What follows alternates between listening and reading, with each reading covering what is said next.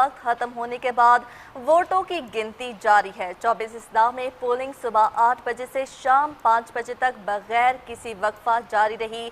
मुस्लिम league नून और peoples party में कांटे का मुकाबला मुतवक्की है। गिलगित बल्तिस्तान में इंतखाबी दंगल, मजमूई तौर पर 403 उम्मीदवार मैदान में, 396 मर्द उम्मीदवार जबकि 8 खवातीन उम्मीदवार इंतखाबी मैदान में हैं।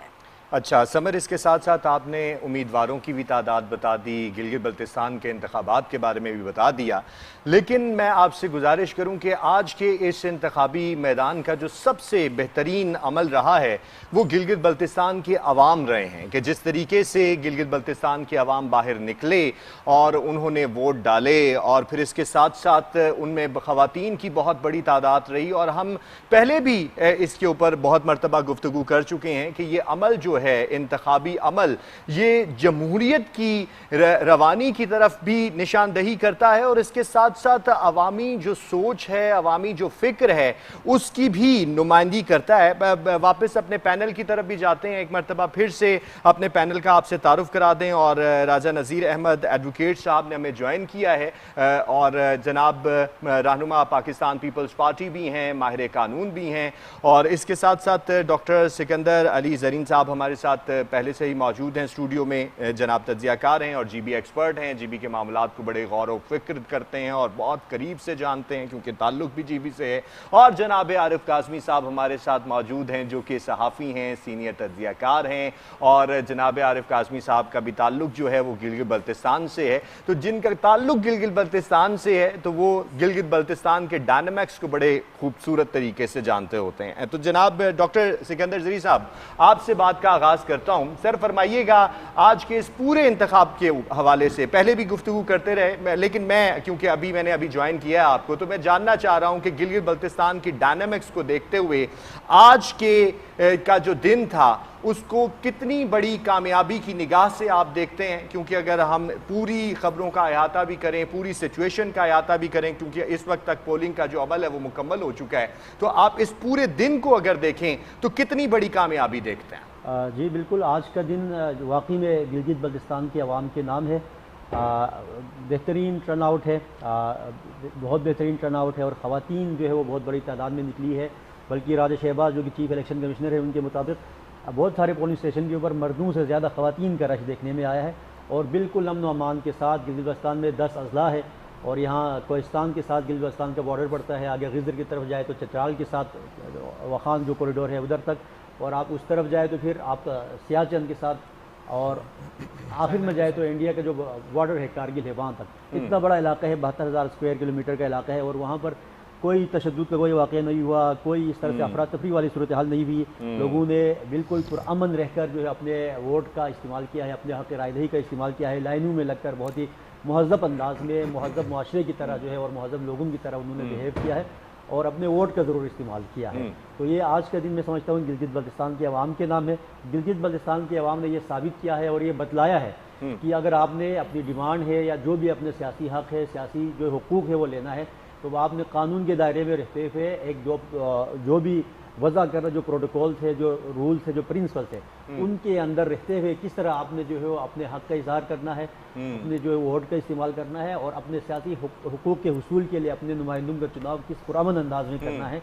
ये बाकी बहुत सारे खित्तों के लिए, बाकी जो है वो पूरे पाकिस्तान के लिए, बल्कि पाकिस्तान से बाहर जो इलाके हैं वहाँ पर इलेक्शन के दिनों में नारकी होती है, उन दिनों के लिए मैं समझता हूँ ये रोल मॉडल है। तो आज का दिन तो मैं समझता हूँ गिलगित बल्तिस्तान के अवाम के नाम है। जहाँ तक अगली हुकूमत की बात है तो इतना हमने इंतज़ार किया है, तो फिर पेमरा के इंस्ट्रक्शन के मुताबिक हम 7 बजे तक इंतज़ार कर रहे हैं। आप लोग नताइज आप लोगों के पास भी आ रहे हैं, हमारे पास भी आ रहे हैं काफ़ी, तो फिर 1-1.5 घंटे मज़ीद इंतज़ार करते। फिर गिलगित बल्तिस्तान के अवाम ने जो है वो इक़्तिदार का ताज जिसको भी पहनाने का फ़ैसला किया है वो हम भी जो है सर तस्लीम हम करते हैं। और गिलगित बल्तिस्तान ने जिसके ऊपर, जिस पार्टी के ऊपर, जिस लीडर के ऊपर एतमाद का इज़हार किया है और हम सब भी उस पर एतमाद करते हैं, ये तवक्कुर रखते हैं कि गिलगित बल्तिस्तान के अवाम के हुकूक़, सियासी हुकूक़, आइनी हुकूक़ और उनके रोज़गार के लिए, बेहतर इंफ्रास्ट्रक्चर के लिए, डेवलपमेंट के लिए अगली हुकूमत जो है वो अपने भरपूर किरदार अदा करेगी। और जो वफाक के अंदर, पाकिस्तान के अंदर जो पॉलिसी साज है वो भी गिलगित बल्तिस्तान के गिलगित बल्तिस्तान के डायनामिक्स के हवाले से और जो उसकी एक क्रिटिकल सिचुएशन है, क्रिटिकल एरिया है, वो जो हसासियत है इलाके की, तो वहाँ पर आज इंडिया के अमल दखल के हवाले से भी बातें होती रहीं, लेकिन आज के दिन आप मैं ये यकीन से कह सकता हूँ कि इंडिया के मुंह पर बहुत बड़ा तमाचा था। तो आपका क्या ख्याल है? बिल्कुल एहसन, आप बिल्कुल सही कह रहे हैं कि गिलगित बल्तिस्तान एक ऐसा इलाका है जो मैं फिर कहूँगा कि बाय चॉइस उस इलाके के लोगों ने पाकिस्तान के साथ रहने का फैसला किया है और पाकिस्तानी बनने की जद्दोजहद कर रहे हैं। वहाँ पर इंडिया कोशिश कर सकता है, अपने तमाम तर ताकत लगाने की कोशिश कर सकता है, लेकिन वहाँ के जो अवाम है, मैं आपको ये गारंटी देने के लिए तैयार हूँ कि गिलगित बल्तिस्तान के अवाम जो है वो कभी भी एंटी पाकिस्तान नहीं हो सकते। तो इस मामले में इंडिया को तो आप साइड पे ही रहने दें। इंडिया तकरीब जारी कर सकता है, शरारत कर सकता है, कुछ भी कर सकता है, लेकिन वहाँ के अवाम के जो पाकिस्तान के साथ एक लॉयल्टी है, पाकिस्तान के साथ एक मोहब्बत है, उसको नहीं छीन सकता। ये तो तय है।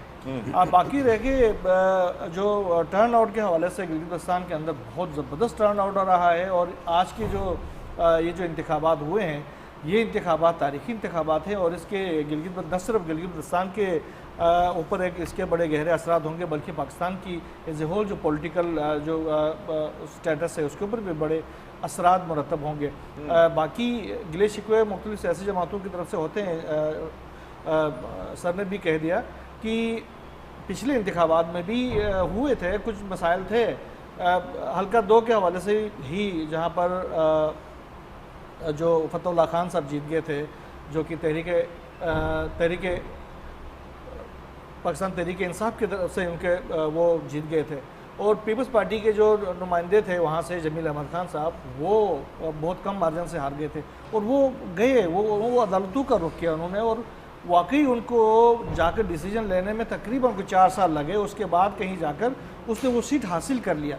तो हमारे इलाके के अंदर ये चीज़ तो बड़ी खुशायन है कि जो लोग हैं वो कन्फ्रंटेशन की तरफ नहीं जाते हैं, वो मुतबादिल जो रास्ते मौजूद हैं, जो इंसाफ के रास्ते मौजूद हैं, इदारे मौजूद हैं, उनसे रब्ता करते हैं और वहाँ पर अपनी प्रॉपर जद्दोजहद के बाद वो अपना हक हासिल कर लेते हैं। ये पूरे पाकिस्तान के लिए भी एक मिसाल है। जैसे डॉक्टर साहब ने भी कहा है कि ये जो इंतखाबात है उसको केस स्टडी के तौर पर पूरे पाकिस्तान को के अवाम को भी और सियासी जमातों को भी ये इनको केस स्टडी के तौर पर लेना चाहिए और यही जो डेमोक्रेटिक प्रोसेस है उसको अप्लाई करना चाहिए, ताकि यहाँ पर जो इंतखाबात के दौरान एक जो सिनारियो क्रिएट होता है अमूमन उसको कटेल किया जा सके। आगे ट्रांसमिशन का सिलसिला जारी है। गिलगित बल्तिस्तान का नया हुक्मरान कौन, फैसला कुछ ही देर में, और अभी तक के नताइज के मुताबिक पाकिस्तान पीपल्स पार्टी और मुस्लिम लीग नून में तगड़ा मुकाबला हुआ है और नताइज को अगर देखा जाए तो पाकिस्तान पीपल्स पार्टी जो है वो बरतरी लेती हुई दिखाई दे रही है। डॉक्टर सिकंदर अली साहब, सर फरमाइएगा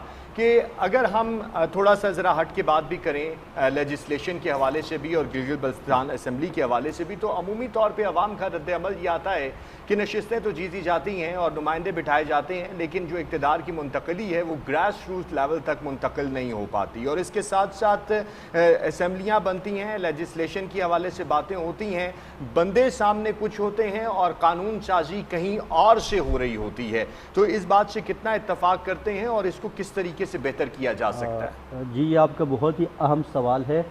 अवाम जो है वो बहुत ज़ोर शोर के साथ इलेक्शन में हिस्सा लेते हैं, टर्न आउट बेहतर होता है और फिर नुमाइंदों से उनकी कुछ तवक्कुआत भी होती है। जब 2009 में मौजूदा सेटअप दिया गया तो फिर इस असम्बली का नाम था Gilgit Baltistan legislative assembly, GBL है। ये एक ज़ाहिर सदारती ऑर्डिनेंस के तहत हुआ और फिर 2018 में एक ऑर्डर आता है, सदारती ऑर्डिनेंस आता है, उसके मुताबिक इस असम्बली का नाम दिया गया GB असम्बली, GBA। और उसके अंदर एक बात जो मोटी या जो है नुक्ता ये था कि उसमें प्राइम मिनिस्टर ऑफ पाकिस्तान जब चाहे तो गिलगित बल्तिस्तान असेंबली की किसी भी कानून साजी को नल एंड वाइड करार दे सकता है। एक मुतलकुल अनाइयत है और कुछ खास सब्जेक्ट्स रखे गए, 49 सब्जेक्ट्स, आप इन सब्जेक्ट्स के ऊपर कानून साजी कर सकते हैं। मैं किसी और प्रोग्राम में भी कह रहा था कि गिलगित बल्तिस्तान के वज़ीर आला को इस्लामाबाद में आके फाइनेंस डिपार्टमेंट के अंदर एक सेक्शन ऑफिसर की मिन्नतें करनी पड़ती कि भाई फ़ाइल आगे बढ़ा दे। गिलगित बल्तिस्तान की हुकूमत को एम्पावर होना चाहिए, मुंतखब हुकूमत है, अवाम से वोट लेके आते हैं, तो फाइनेंस के हवाले से, कानून साजी के हवाले से एम्पावर होना चाहिए और उनको आप जो है वो उनको बाख्तियार बनाना चाहिए, इख्तियारात देने चाहिए। उसके लिए आप आइन का सहारा ले लें, आइन के अंदर जो है वो बुरी एक लफ्ज़ डाल दें या सियासी अंदाज में किसी तरीके से इस असम्बली को मज़ीद जो है वो पावरफुल करने की ज़रूरत है। और गिलगित बल्तिस्तान के जो ज़ाती सब्जेक्ट्स है, सॉरी जो लोकल सब्जेक्ट्स है, वहाँ के इलाकाई जो सब्जेक्ट्स है जैसे कि मिनरल्स है और टूरिज़म है, उन पे जो है वो गिलगित बल्तिस्तान असम्बली को आप जो है मुकम्मल इख्तियारियात दिए जाए। और उसके बाद जो है वो जॉब्स के हवाले से का भी ग्रेड 16 के ऊपर की जॉब वज़ीर आला क्रिएट नहीं कर सकता, उसके लिए उसको इस्लामाबाद फाइल भेजनी पड़ती है और यहाँ के उसको ऑफिसों में चक्कर काटने पड़ते हैं। वज़ीर आला की बात कर रहा हूँ मैं, सेक्शन ऑफिसर के सामने। तो आप फाइनेंशियली और कानून साजी के हवाले से और इंतज़ामी तौर पर जब तक गवर्नमेंट को और सिस्टम को एम्पावर नहीं करेंगे, इसका ज़्यादा फ़ायदा नहीं होगा। सही नज़ीर साहब फरमाइएगा, जिस तरीके से डॉक्टर साहब भी लोकल मसाइल का जिक्र कर रहे हैं, तो इन मसाइल को हल करने के लिए आप कितनी तैयार हैं? क्योंकि अगर अभी तक नताइज के सिलसिले को भी देखें तो आपकी जमात को बरतरी ही बनती हुई दिखाई दे रही है। अगर आप हुकूमत बना भी लेते हैं तो फिर क्या किस तरीके से लोगों के मसाइल को कैटर करेंगे? जी हसन, देखें गिलगित बल्तिस्तान के हवाले से पाकिस्तान पीपल्स पार्टी ने कायदे अवाम के दौर से ले के बीबी शहीद के दौर से ले के आसिफ अली जरदारी साहब के दौर से ले के वहाँ के लोगों को एम्पावर करने की भरपूर कोशिश की और वहाँ के लोगों को गिलगित बल्तिस्तान का नाम दिया, असम्बली दी, हुकूमत दी। लेकिन अब देखें कि कश्मीर का जो इशू है उसके सलूशन तक पाकिस्तान गवर्नमेंट जो भी स्टेप लेती है बड़ा मुताहत होकर लेना पड़ता है।